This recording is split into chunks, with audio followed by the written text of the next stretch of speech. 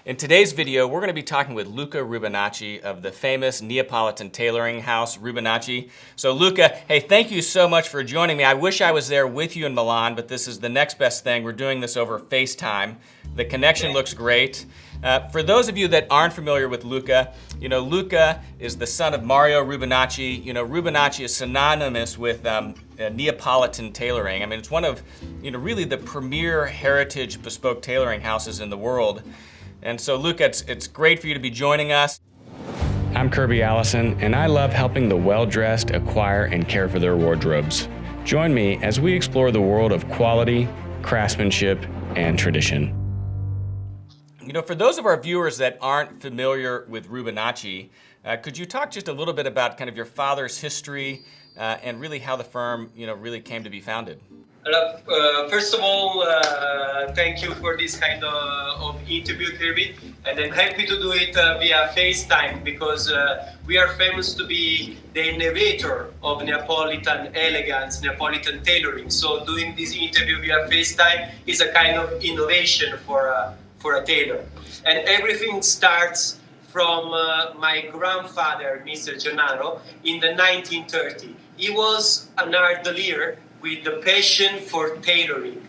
And he was selling art to Count, and especially was selling art to the King of Savoy, that at that time was reigning to Italy, to Sicily, when Italy was divided in two. Mm-hmm. So one day, the King arrived to my grandfather and asked him where to go to buy this kind of beautiful suit and to introduce him to his tailor. But when my grandfather introduced him to his tailor, he didn't want to interact with them because there was not in the same level of society. So he wanted to put my grandfather in the middle between the tailor and the king. And that's why my grandfather opened what he called the London House, because the first name of Rubinacci in 1932 was London House, because he was thinking that this was his hobby.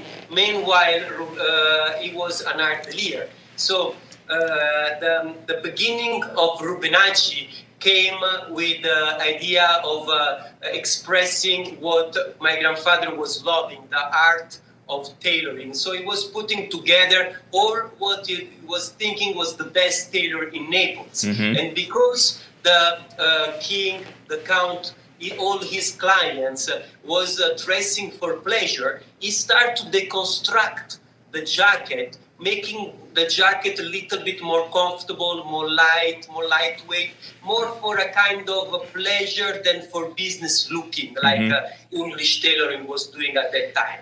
And he didn't know he was like the pioneer of the Neapolitan tailoring, of the Neapolitan jacket, what it was called in the future, the famous Neapolitan jacket. This is how Rubinacci started his business. Then in the 50s, the king gives to my grandfather the concession of putting the crown over the label LH. In fact, today I can show you maybe with my jacket.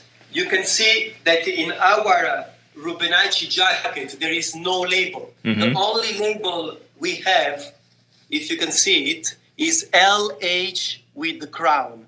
This crown being given by the royal family, the King of Savoy, as the official dealer of the royal family. And then LH is the only thing that remain of the original logo, that is the London House, because my grandfather was thinking, even if he never been to London, that it was the capital of the elegance. Then my father changed London House in Rubinacci, luckily, in the 70s, and became Rubinacci a well-known Neapolitan tailor house all over Italy, and to the clients was coming to Italy, the foreigner was coming to Italy to make the Neapolitan jacket in Rubinacci.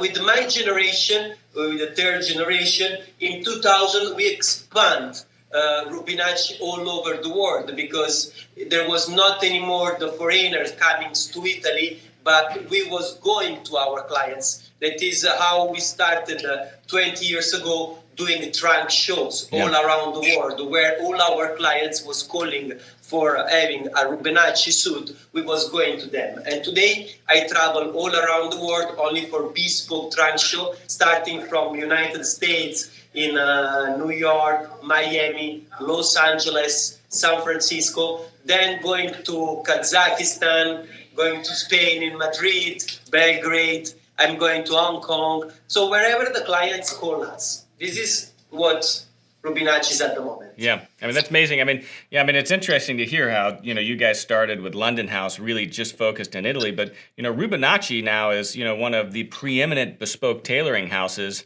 and, you really have a presence all around the world. I give you a few numbers. Rubinacci today, he accounts 42 tailors working in the house, and we are happy to be the biggest tailor house in Europe.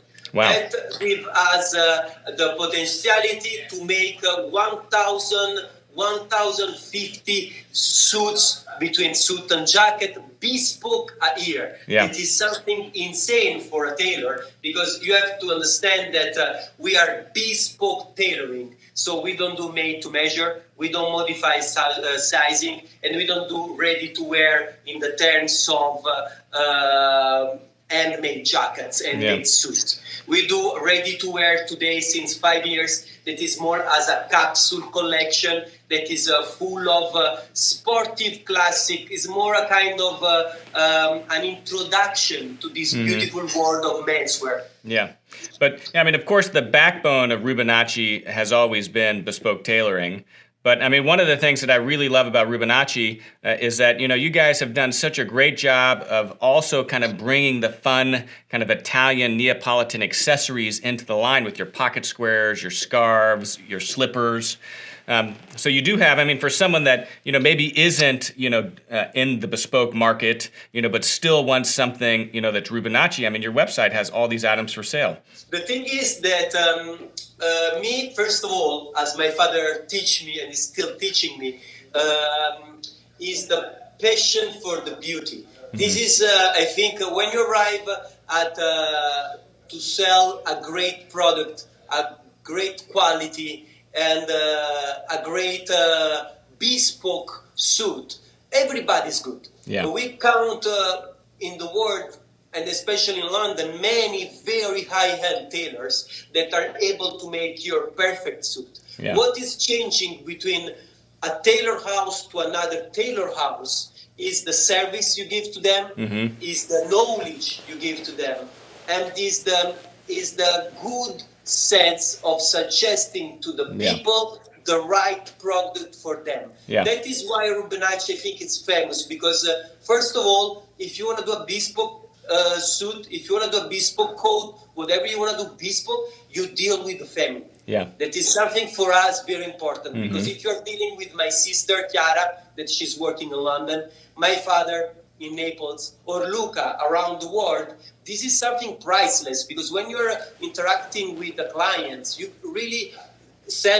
not really selling them, you're giving them something. Yeah. So this is what makes Rubinacci famous. And then you talk about colors, then you talk about linings, special linings of our pocket square inside the jacket. As you can see, we can have fun with it, because you can have fun making your bespoke product. Yeah. But then everything is different. So everyone, when they want to build up their own wardrobe, so they have to go to the tailor. And the tailor has to understand what is in their mind, in their mood, in their context. Because we don't dress all the same. Sometimes clients come here and they say, "Look, I want to dress like you," but you are not Luca. You're not dressing. You cannot dress like me. You can have me as your style consultant. Then, stylistic point of view, we have to be wide enough to understand that everything is possible. Yeah. I think that's one of the most underappreciated aspects of bespoke, which is that relationship you have with the house.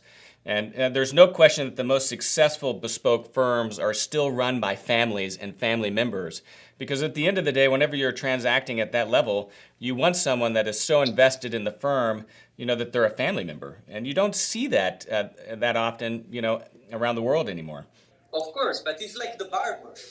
It's like the shoemaker. Yeah. It's like whenever you are going into something different, when you want something more, so you go to tailor, you go to shoemaker, you go to your barber. And then once you find the one that fits you, then you don't leave it anymore. It's a long-term relation. Yeah. This is what is the beauty of tailoring. Yeah. All my clients are friends.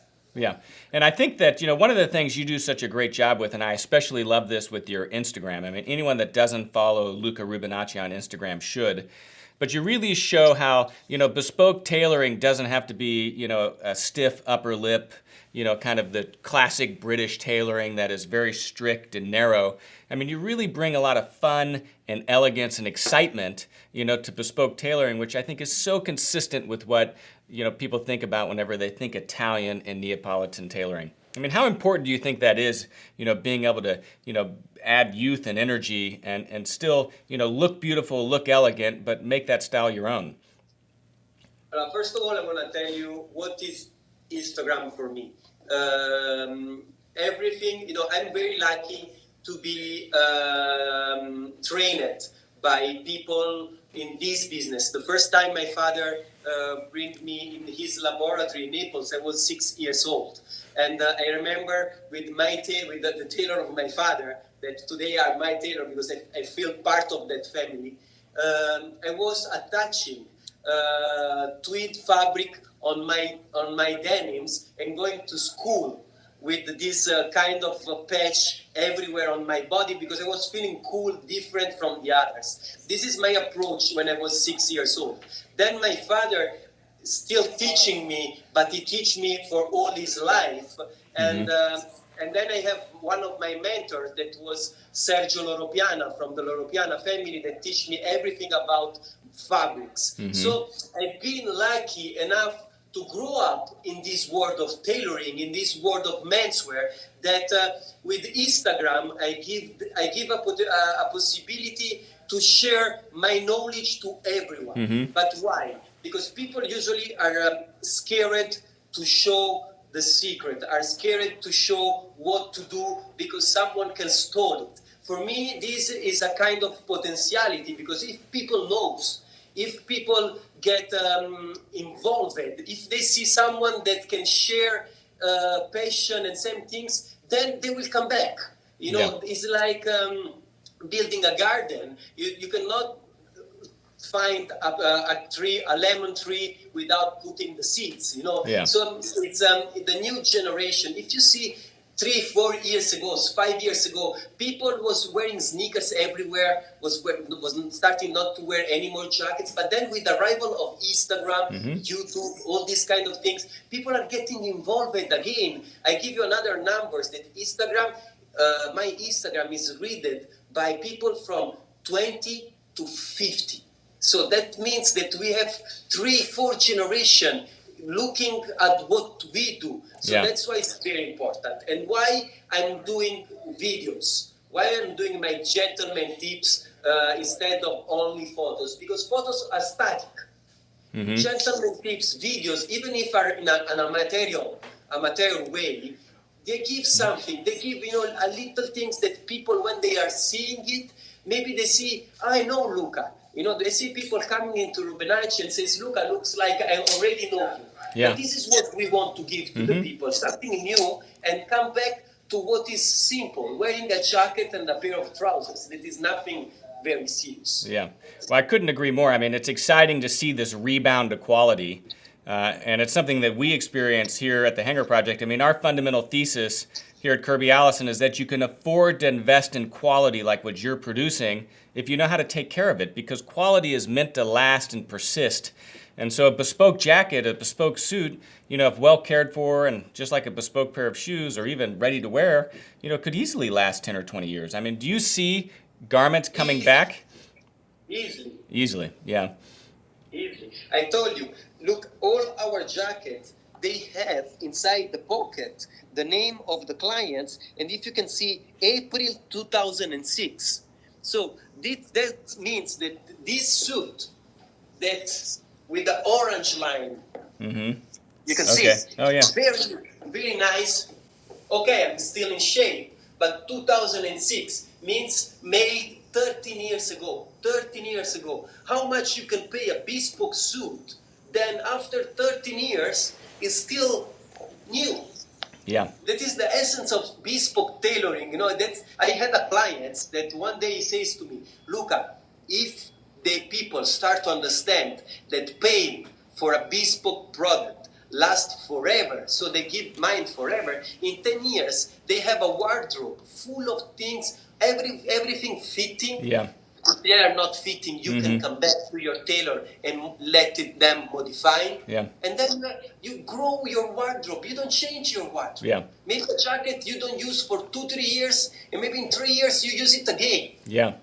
So that is beautiful, but it's more as a passion. Yeah. Because today the fast fashion, the trendy things, fashion, this is something that is like a bite. You know, you like for a season, then you don't like anymore. Yeah. But we are not ladies. We are men. We are Yeah. intended to wear things for a long term. Absolutely. Ladies, of course, they wear a dress for one night and they don't want to wear it anymore. But because it's a different approach to the clothing. Yeah. Well, I'm a big believer that, the ultimate objective of a man's life is simplification. And there's no question that whenever you're having quality products made that are classic, at a certain point, you don't have to make any decisions. You walk into your closet, you could almost grab anything, and it's going to look great, it's going to fit, and everything's going to match. And, with bespoke tailoring, I feel like that's the ultimate pursuit, is that, you have a relationship with your tailor, they're helping you make decisions, and, everything fits perfectly, right? It's my point of view. If I look at my wardrobe, it's quite big. And in all the trousers, all the jacket I have, all divided per colors, of course, you can see the time changing, you know. So because what you like today, maybe you don't like tomorrow, but maybe you like day after tomorrow. So sometimes when a man goes into a store, don't ask to be fixed on what he makes him look younger, what he makes him look cooler, but more on what they want to wear. Well, that's the value of a good tailor. A good tailor should be guiding the client, towards what looks good on him.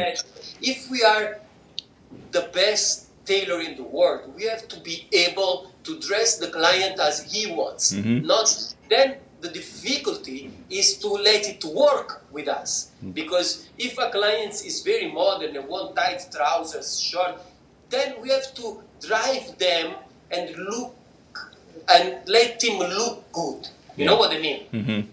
Yeah, I mean, there's a little bit of guidance there, right?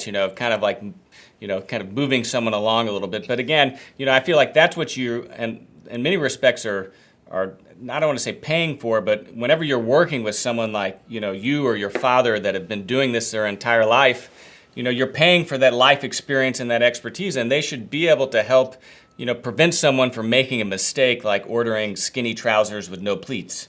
People says, Luca, you look always in different shapes, in different pattern. Yes, because I like to wear different style. I like to wear different clothes. I like to be ready for any request. This is the way how. That's why you don't remember that today. You should not copy someone. You should get inspiration from someone. This is the real essence of dressing well. So, speaking of kind of different styles, I mean, you just recently got married. I think you just celebrated your first anniversary. Is that right? Yeah. Yeah, congratulations. You were wearing a beautiful morning coat. I mean, that was made, by Rubinacci, by your house, right? Yes. Yeah. If you can see from the picture of my morning coat, you see full of wrinkling, because when I made my morning coat, I said morning coat should be heavy, should be structured, should be something that stands very perfect on your body.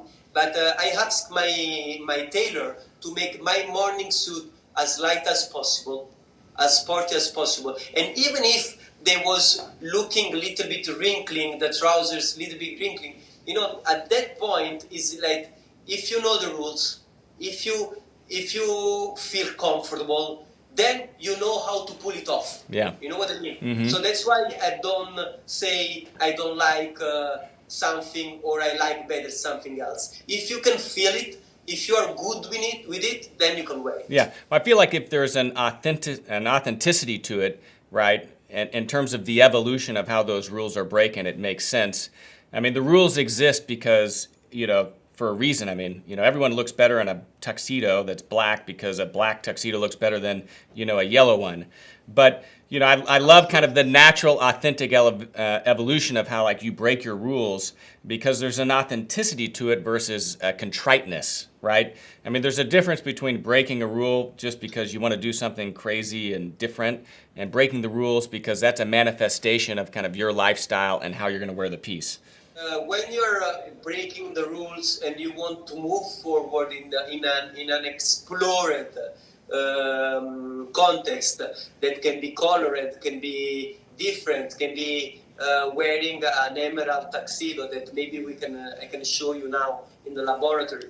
You know, when you're starting to play on the edge, then you are more keen to go outside the comfort zone, you know, and maybe you make a mistake.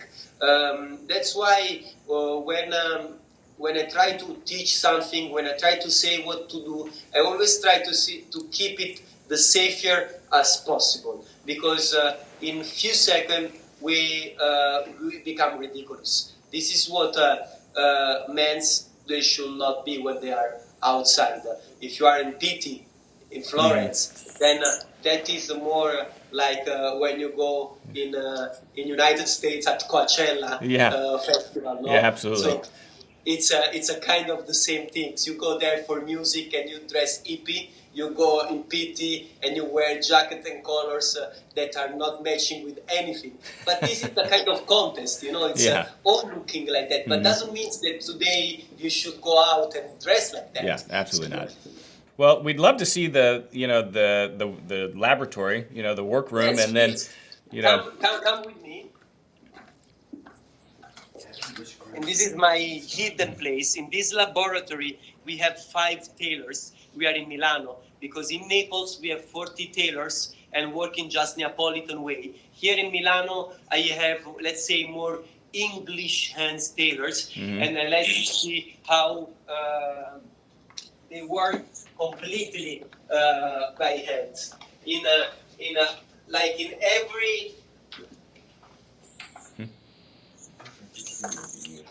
in every laboratory, like in every laboratory, the mess is a part of the business, because you can see that the work is live. You know, it's like you're going to a bread maker, and then there is not is all clean. It cannot be like that. So everything starts from Giorgio.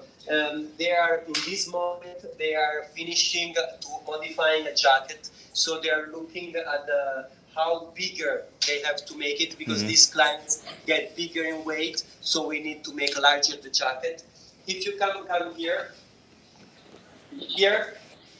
Pangallo is making a jacket and is finishing now the shoulder of this jacket.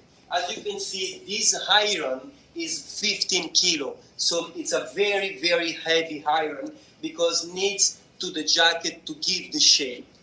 Here Kim is working on an emerald linen tuxedo, as you can see here. This is something really bold for a kind of clients is gonna feel to wear it in a party this summer in Sardinia. So he's going to host this party. So he wanna wear a tuxedo that is not, as you said before, the classic black tuxedo. Yeah. So because the Sardinia is famous to be called to be like a naked name as Emerald Coast. He he ordered an emerald tuxedo. So this is the essence of tailoring, doing something, even just for one part. It make it look it special. Yeah, I love that. I mean, he's hosting a party, a black tie party in Sardinia, and the host is showing up with the Bespoke Rubinacci emerald tuxedo. I mean, that I feel like is a great example of breaking the rule, because there's a natural, authentic evolution to why he's wearing an emerald tuxedo versus a black or white one. Absolutely. Absolutely. Hey, well, Luca, hey, thank you so much for spending time with us. You're in Milan, so of course, if anyone is passing through Milan, they can go see Luca. Your father's in Naples, and then you've got your sister in London. And then I guess, your travel schedule is, I'm sure, posted on Rubinacci.it, right? Absolutely, absolutely. Yeah, and then your Instagram is Luca Rubinacci, easy to find. Easy to find. Yeah. Hey, thank you so much for spending time with us. I mean, you're such an inspiration. I really love, your energy and your casual style, and more than that, just your willingness to share that with people. And you do a fantastic job on your Instagram, so we're so thrilled and really honored to have you on our channel. Say hello to your father for me, and I hope to see you soon in Italy. Yeah. Ciao. Yeah. Ciao.